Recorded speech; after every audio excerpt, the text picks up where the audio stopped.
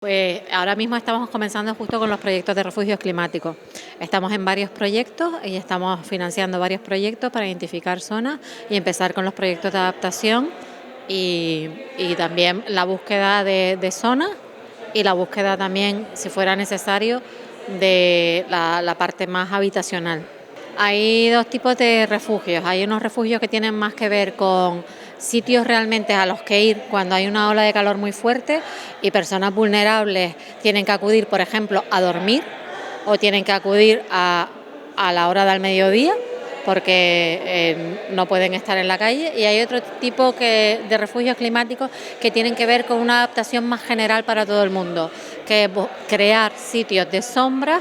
Normalmente no solamente son de sombra, sino con vegetación y también con agua, de tal forma que en días muy calurosos pues los niños se puedan refugiar o las personas que están caminando, ya un poco más dirigido a la población en general. No es una solución habitacional para que vayas a dormir, o sea, esos son los refugios en los cuales también en algún momento hay que pensar que hay que buscar situaciones extremas de ese tipo, en las cuales pues puedas ir en un momento determinado. Veíamos, por ejemplo, ejemplos que hay ya instalados en determinados territorios de la península, como por ejemplo, lo que normalmente se hace es como una red de refugios climáticos, sitios a los que tú puedes acudir, que puede ser, por ejemplo, una biblioteca, donde las personas mayores pueden ir en un día de mucho calor, sentarse a leer el periódico con aire acondicionado, con una garrafita de agua. Esos son lo que son espacios indoor, espacios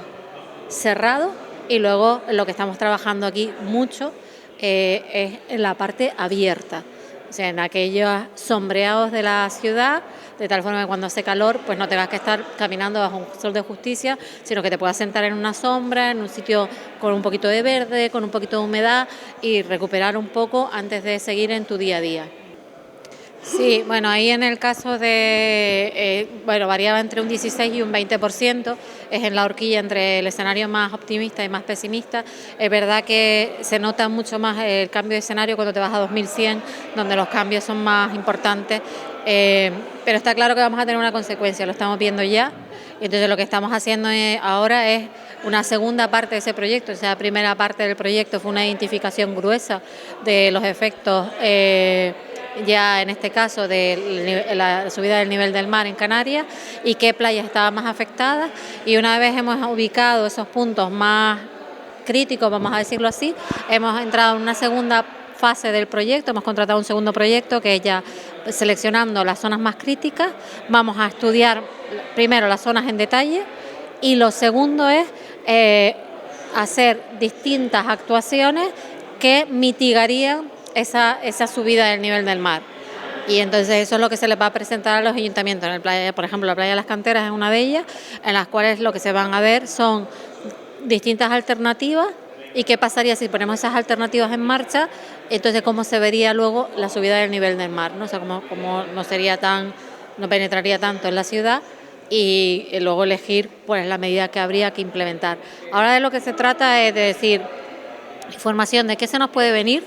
para cuanto antes actuar y prevenir que al final eso suceda. Y lo que les decía, en playas, por ejemplo, siempre se habla de soluciones tipo malecones o reforzar la barra. La barra se está también degradando por acción natural. Entonces, y siempre ha sido una protección también frente a las subidas de grandes mareas. Lógicamente, pues quizás se empieza a ver ahora el decir, oye, pues quizás hay que hacer un malecón, quizás hay que estudiar, porque luego las dinámicas marinas también son importantes. Y eso es lo que se está viendo ahora, estudiar en detalle y distintas medidas de protección para que esas consecuencias no lleguen. Bueno, la he nombrado porque estamos aquí en Gran Canaria, pero bueno, las canteras también, vimos que en Gran Canaria habían dos puntos, por ejemplo, que eran las canteras y Maspalomas. En Fuerteventura y Lanzarote había muchísimos puntos, toda la parte de Morrojable, pero también en el norte. En Tenerife también hay varias playas bastante afectadas, entonces hay como 12, 14 playas distribuidas en Gran Canaria 2 y en el resto de las islas, que son las que hemos identificado como las zonas críticas. El caso de Gran Canaria, en el caso de las canteras, bueno, pues es la playa urbana quizás más importante que tenemos desde luego en Canarias, pero prácticamente en España, entonces por eso también es importante, pero son todas importantes. Esas zonas, 14 zonas, son las que vamos a estudiar ahora en detalle.